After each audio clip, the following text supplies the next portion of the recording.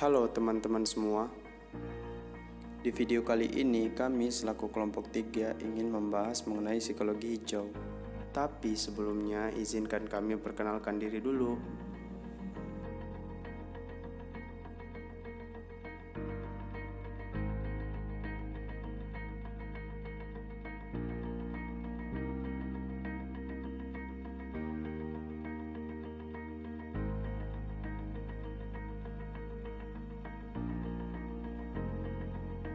Wave Beats Music.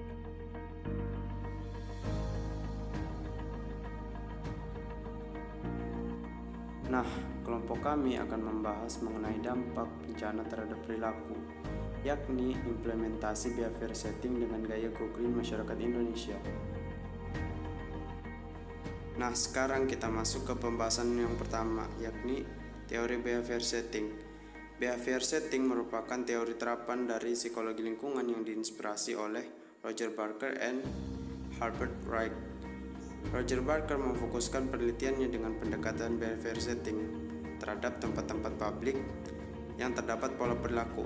Contohnya seperti sekolah, tempat wisata, office, dan lain-lain.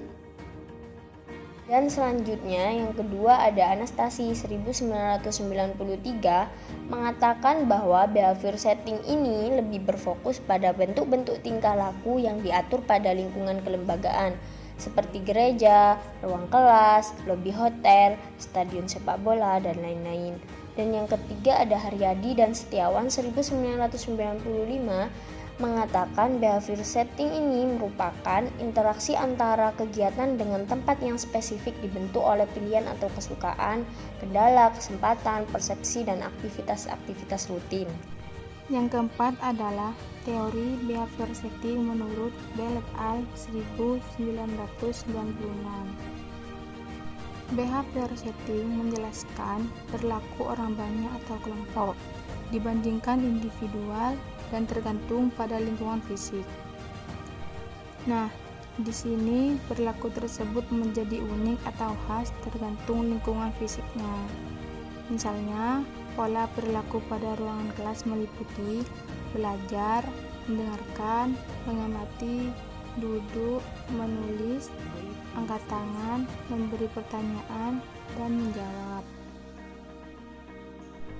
Yang terakhir, secara singkat, behavior setting memiliki batas-batas ruang yang pasti, waktu-waktu tertentu dalam tiap perilaku, berstruktur di mana elemen fisik dan sosial memiliki hubungan yang dekat dengan konteks budaya dari tiap setting. Jadi, pendekatan ini itu berfokus pada area atau setting di mana relatif ada pola-pola yang stabil dari perilaku yang berulang. Perilaku yang berulang berarti tidak tersebar secara acak melintasi ruang dan waktu, melainkan terjadi dalam bentuk yang konsisten dari aktivitas yang terjadwal secara teratur. Di sini saya akan menjelaskan tentang konsep behavioral setting. Konsep sosial yang sering dikemukakan berkaitan satu sama lain dengan behavior setting adalah personal space dan teritorialitas. Menurut Anastasi 1993, personal space menunjukkan pada ruang fisik di sekeliling individu. Misalnya, jarak yang dia terima terhadap kehadiran orang lain. Maksudnya, jarak yang diterima terhadap kehadiran orang lain itu adalah batasan-batasan yang tidak boleh dimasuki oleh orang lain. Contohnya, itu ketika ada balita sekitar umur 5-6 tahun. Dia sedang diajak bercanda oleh orang asing, maka balita tersebut akan menolak atau membuang muka. Nah, dari contoh tersebut, disitulah maksud dari batasan-batasan yang tidak boleh dimasuki oleh orang lain. Sedangkan teritorialitas itu dikaitkan dengan perilaku mempersonalisasi dan pertahanan, seperti yang dilakukan oleh binatang-binatang liar. Nah, maksudnya teritorialitas ini dilakukan untuk mempertahankan diri. Contohnya, seperti singa. Singa itu kan tinggal di hutan. Ketika ada orang yang masuk ke wilayahnya, maka singa itu akan merasa terancam, dan dengan mempertahankan diri, singa itu akan marah agar orang yang datang ke wilayahnya tersebut takut. Yang selanjutnya adalah personal space. Jadi di slide sebelumnya sudah dijelaskan pengertian dari personal space. Sekarang adalah macam-macam personal space. Jadi personal space ini ada 4. Yang pertama ada jarak intim yang berjarak antara 6 sampai 18 inci. Jarak intim ini merupakan jarak terdekat seseorang berinteraksi dengan orang lain. Tersedia bagi orang-orang khusus seperti contohnya keluarga, suami istri atau orang tua dengan anaknya. Yang kedua adalah jarak pribadi yang berjarak antara 1,5 sampai 2,5 kaki. Fase ini merupakan jarak yang baik untuk memperhatikan objek secara keseluruhan. Jadi contohnya dari jarak ini adalah percakapan antara dua orang yang sudah saling akrab, seperti sahabat atau sebuah pertemanan yang sudah sangat akrab. Yang ketiga adalah jarak sosial yang berjarak 4-7 kaki. Di jarak ini merupakan interaksi tanpa mengganggu jarak pribadinya. Jadi contohnya ini seperti hubungan yang bersifat formal, seperti bisnis dan sebagainya. Yang selanjutnya adalah jarak publik yang berjarak antara 12-25 kaki. Di jarak ini tuh merupakan jarak formal dengan suara yang keras, cara berbicara formal, serta pandangan tak fokus. Contohnya di jarak ini adalah seperti seseorang yang sedang berceramah atau seseorang yang sedang menyampaikan pidatonya di depan khalayak umum. Pembahasan selanjutnya adalah teritorialitas. Secara definisi, teritorialitas adalah ruang individu atau kelompok yang dipertahankan sebagai daerah eksklusifnya. Dilihat dari akar pemikiran teori ini, teritorialitas berkembang dari psikologi hewan, dalam kurung jaminan keamanan, mengawasi sumber makanan, dan pengakuan keanggotaan. Kemudian Altman dalam Proteus 1977 membedakan teritorialitas menjadi 3.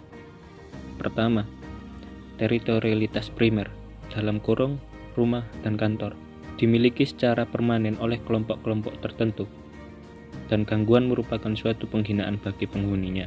Kedua, teritorialitas sekunder, dalam kurung ruang kelas dan tempat khusus, di mana beberapa individu atau kelompok memiliki kekuasaan dan mengontrol, namun mengizinkan orang lain untuk lewat. Terakhir, teritorialitas umum, dalam kurung tepi pantai dan tempat rekreasi, hanya dimiliki oleh suatu kelompok atau individu dalam jangka waktu yang singkat, serta dapat bebas dilewati oleh siapapun. Dan selanjutnya ada green lifestyle. Green lifestyle ini merupakan salah satu cara alternatif yang dapat kita lakukan untuk mencegah kerusakan lingkungan. Dan diantaranya ada 8 cara. Yang pertama, kurangi membawa kendaraan pribadi. Dan yang kedua, ada kurangi menggunakan botol plastik. Kalau misal kalian kemana-mana kan usahakan kalian bawa botol pribadi. Terus, dan yang ketiga ada hemat menggunakan kertas. Dan yang keempat ada menanam pohon. Dan yang kelima, membawa tas belanja sendiri. Kalau misal kalian mau ke supermarket, usahakan bawa kayak keranjang sendiri ataupun tas ataupun alat lain biar enggak kebanyakan plastik gitu. Terus yang keenam ada membuang sampah pada tempatnya.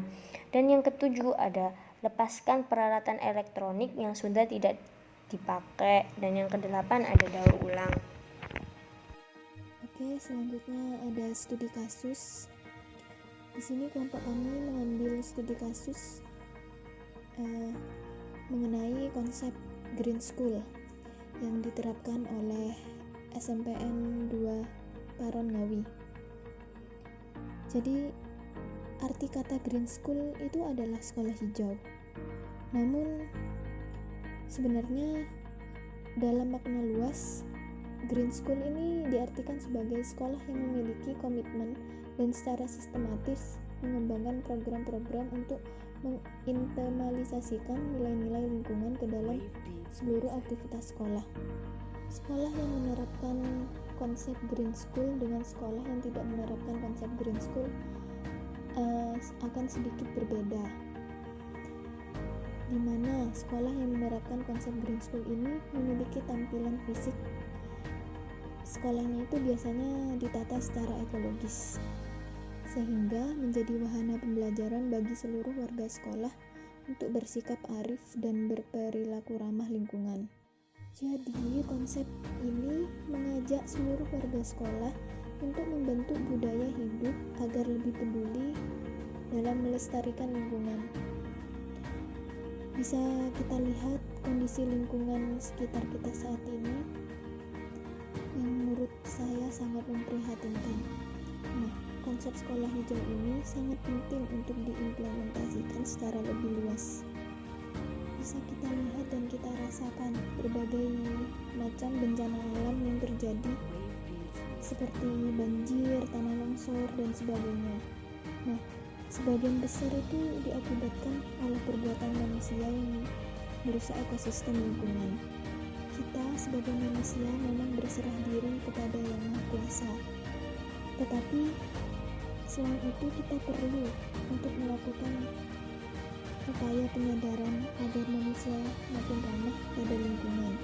Nah, disinilah konsep sekolah hijau dalam menumbuhkan sikap peduli lingkungan melalui proses pembelajaran dan pembiasaan menjadi sangat penting dan strategis untuk dilakukan di sekolah, di mana proses pembelajaran akan mengarah pada upaya pembentukan perilaku siswa yang peduli lingkungan melalui model pembelajaran yang aplikatif dan menyentuh kehidupan sehari-hari, seperti yang dilakukan oleh SMPN 2 Karangwawi yang kini dipimpin oleh Dr. Rangga Endang Budi Wahyuni MPD, yang membuat konsep ide sekolah hijau guna mengajari karakter peserta didik giat peduli lingkungan.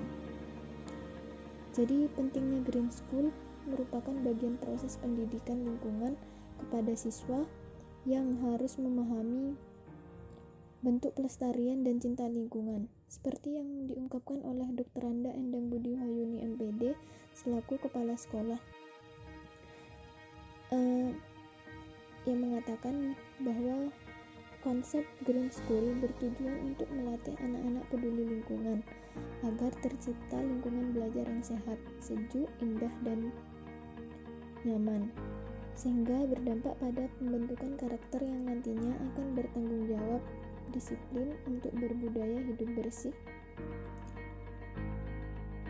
pada diri mereka, sehat lingkungan sekolah maupun di lingkungan keluarga. Jika lingkungan sekolah dapat ditata dan dikelola dengan baik, maka akan menjadi wahana efektif untuk belajar. Konsep Green School yang dilakukan oleh SMPN 2 Karangwawi ini patut dicontohkan sekolah lain agar lingkungan kita kembali asri. Dan SMPN 2 Negeri Karangwawi ini juga telah mengikuti program Adiwiyata yang mengharapkan peserta didiknya betul-betul semangat untuk terus peduli lingkungan dan melekat pada diri mereka tentang budaya hidup bersih dan peduli lingkungan. Lalu bagaimana pendekatan behavior setting ini dengan pola hidup sehat atau Green School? Nah, di sini pendekatan behavior setting merupakan teori terapan dari psikologi lingkungan yang mengidentifikasi fenomena dari perilaku individu dengan lingkungannya.